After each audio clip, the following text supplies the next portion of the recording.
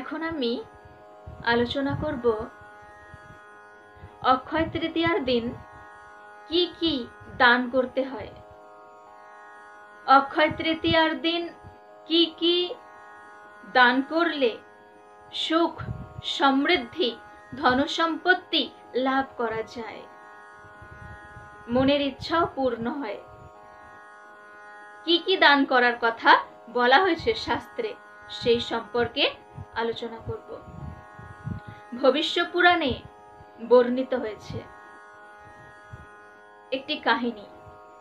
এক সময় মহারাজ যুধিষ্ঠির তিনি শ্রী ব্যাসদেব মুনির শিষ্য শতানিক মুনির কাছে জিজ্ঞাসা করছেন, হে মুনিবর, আপনি আমার প্রণাম গ্রহণ করুন। কৃপা করে আপনি বলুন আমাকে, অক্ষয় তৃতীয়ার দিন জল প্রদান করলে কি ফল লাভ হয়? সেই সময় শতানিক মুনি তিনি জল প্রদানের মাহাত্ম্য বর্ণনা করেছেন। তো জল প্রদানের মাহাত্ম্য আগে আমি আপনাদের কাছে বর্ণনা করি, তারপর বলবো আরো কি কি দান করলে কি কি ফল লাভ হয়, আরো বর্ণনা করব। জল প্রদানের মাহাত্ম্য সম্পর্কে বর্ণিত হয়েছে যে এক সময় এক ব্রাহ্মণ ছিলেন, পুরাকালে এক ব্রাহ্মণ ছিলেন। তিনি অধার্মিক আর দুর্মুখ। কেউ যদি সেই ব্রাহ্মণের কাছে কিছু ভিক্ষা চাইতে আসতো, তাহলে সেই ব্রাহ্মণ তাড়িয়ে দিতেন। কখনোই কোন রকম ভাবে কাউকে কিছু দান করেননি। এই রকম এক সময় একদিন অন্য অপর এক ব্রাহ্মণ সেই ব্রাহ্মণের গৃহে এসেছে। গৃহের সামনে দাঁড়িয়ে জল প্রার্থনা করছে যে আমি খুব তৃষ্ণার্ত, আমাকে একটু জল দেবে, আমাকে একটু জল দেবে, আমি খুব তৃষ্ণার্ত। তখন সেই ব্রাহ্মণ, অধার্মিক দুর্মুখ ব্রাহ্মণ, তৃষ্ণার্ত ব্রাহ্মণকে তাড়িয়ে দেয়। যাও যাও, এখান থেকে যাও, এরকম তাড়িয়ে দেয়। সেই ব্রাহ্মণের পত্নী এ কথা শুনতে পেয়ে গেছেন। ব্রাহ্মণের পত্নী খুব সুশীলা। সেই ব্রাহ্মণ অধার্মিক দুর্মুখ হলে কি হবে, ব্রাহ্মণ পত্নী খুবই সুশীলা, ধার্মিক। তখন সেই ব্রাহ্মণ পত্নী গৃহের ভেতর থেকে ছুটে এলেন। ছুটে এসে ব্রাহ্মণকে ভৎসনা করতে লাগলেন। সে কি, আপনার গৃহের সামনে একজন পথিক, একজন ব্রাহ্মণ পথিক তৃষ্ণার্ত অবস্থায় জল প্রার্থনা করছে, আর আপনি তৃষ্ণার্ত ব্রাহ্মণকে, তৃষ্ণার্ত পথিককে তাড়িয়ে দিচ্ছেন। এটা মোটেও উচিত হয়নি। এই কথা বলে নিজেই এক গ্লাস জল নিয়ে তৃষ্ণার্ত ব্রাহ্মণকে প্রদান করেন। আর সেই তৃষ্ণার্ত ব্রাহ্মণ সেই জল পান করে খুবই তৃপ্ত হয়ে যান। সেই দিনটি ছিল এই অক্ষয় তৃতীয়ার দিন। অক্ষয় তৃতীয়ার দিন তো প্রচন্ড গরম থাকে। সেই গরমের দিনে তৃষ্ণার্ত পথিক জল পান করে খুব তৃপ্ত, পরিতৃপ্ত হয়ে যান।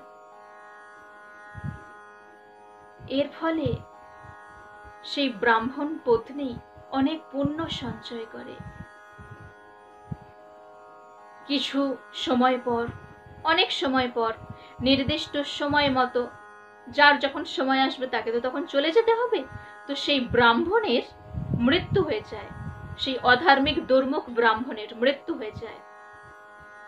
মৃত্যু হওয়ার সাথে সাথে, অধার্মিক তো, সেই জন্য যমদূতেরা এসে গেছে। যমদূতেরা নিয়ে যমরাজার কাছে নিয়ে হাজির। যমরাজ তিনি চিত্রগুপ্তকে বললেন, দেখো তো চিত্রগুপ্ত, এর কি কি কাজ আছে। চিত্রগুপ্ত সমস্ত কাজগুলো খাতায় লেখা থাকে তো বর্ণনা করলেন যমরাজের কাছে যে সারা জীবনে কোনো ভালো কাজ নেই।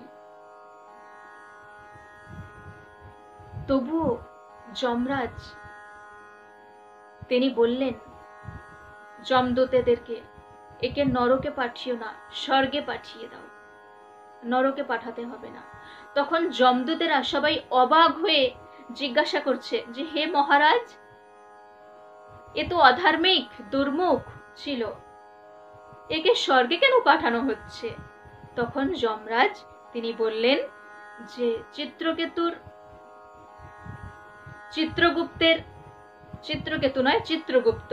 চিত্রগুপ্তের খাতায় লেখা আছে এর কাজকর্মগুলো।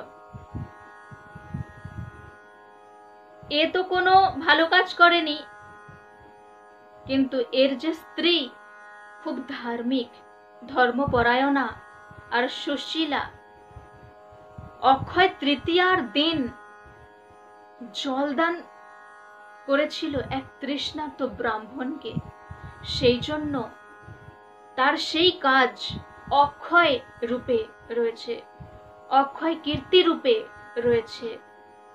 আর স্ত্রীর পুণ্যে, সতীর পুণ্যে পতির পুণ্য, তো তারও পুণ্য, অর্ধেক পুণ্য এই ব্রাহ্মণ লাভ করেছে।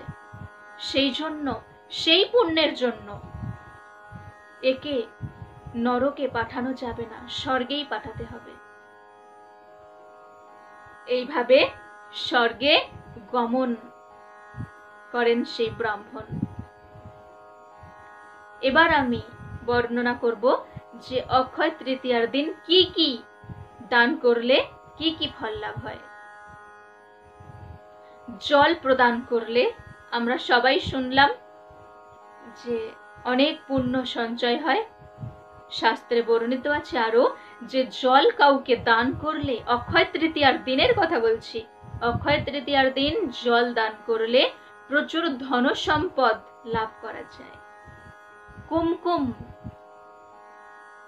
কুমকুম যদি দান করা হয় তাহলে স্বামী দীর্ঘায়ু হয়। চন্দন যদি দান করা হয় কাউকে, তাহলে যিনি দান করছেন তিনি সমস্ত রকম দুর্ঘটনা থেকে রক্ষা পাবেন, কোনো রকম দুর্ঘটনা ঘটবে না অক্ষয় তৃতীয়ার দিন চন্দন প্রদান করলে। ব্রাহ্মণ বৈষ্ণবদেরকে যদি প্রদান করা হয়, এই যে দানের কথা বলছি এত, তাহলে অবশ্যই ফল লাভ হবে। চন্দন দান করলে দুর্ঘটনা থেকে রক্ষা পাওয়া যায়। তাম্বুল দান করলে দেশের শাসক হওয়া যায়, দেশ পরিচালনা করার সুযোগ লাভ হয়। নারিকেল অক্ষয় তৃতীয়ার দিন দান করলে যিনি দান করছেন তার 7 প্রজন্ম নরক থেকে মুক্তি লাভ করেন। তারপর অক্ষয় তৃতীয়ার দিন দুগ্ধ, ঘি এগুলো যদি দান করা হয় তাহলে শিক্ষায় সাফল্য লাভ করা যায়। কোনো কিছু যদি আমরা শিক্ষা গ্রহণ করে থাকি তাহলে সফলতা লাভ করতে পারবো দুগ্ধ, ঘি অক্ষয় তৃতীয়ার দিন দান করলে। তারপর অক্ষয় তৃতীয়ার দিন জলপূর্ণ কলসি যদি দান করা হয় তাহলে পতি, সন্তান, পরিবারের সকলে সুরক্ষিত থাকেন। পতি সন্তানের কল্যাণ হয়, মঙ্গল হয়ে থাকে। অক্ষয় তৃতীয়ার দিন পাদুকা যদি দান করা হয়, চপ্পল, পাদুকা মানে চপ্পল যদি দান করা হয় তাহলে কখনোই আর নরকে যাব না, নরকে যেতে বাধা হয়। তারপর অক্ষয় তৃতীয়ার দিন যদি বিছানা কাউকে দান করা হয়, শয্যা দান করলে যা খুশি ফল লাভ করা যায়, যা খুশি মনের মতো ফল লাভ করা যায়, মনের ইচ্ছা পূরণ হয়। আর অক্ষয় তৃতীয়ার দিন যদি বস্ত্র দান করা হয় তাহলে দীর্ঘ জীবন, দীর্ঘায়ু লাভ হয়ে থাকবে। এইভাবে অক্ষয় তৃতীয়ার মাহাত্ম্য বর্ণনা করা হয়েছে শাস্ত্রে। অক্ষয় তৃতীয়ায় এই দানগুলো যদি করতে পারেন তাহলে খুবই ভালো। ধনসম্পত্তি লাভ হবে, দীর্ঘায়ু লাভ হবে, সমস্ত মনের ইচ্ছা পূর্ণ হবে, সমৃদ্ধি লাভ হবে, সমস্ত কিছু লাভ করা যাবে। তাই আমরা সুযোগ কখনো হাতছাড়া করব না। সারা বছরের একটি দিন অক্ষয় তৃতীয়া, এই অক্ষয় তৃতীয়ার দিনে আমরা যথাসাধ্য মতো ব্রাহ্মণ বৈষ্ণবদেরকে দান করার চেষ্টা করব।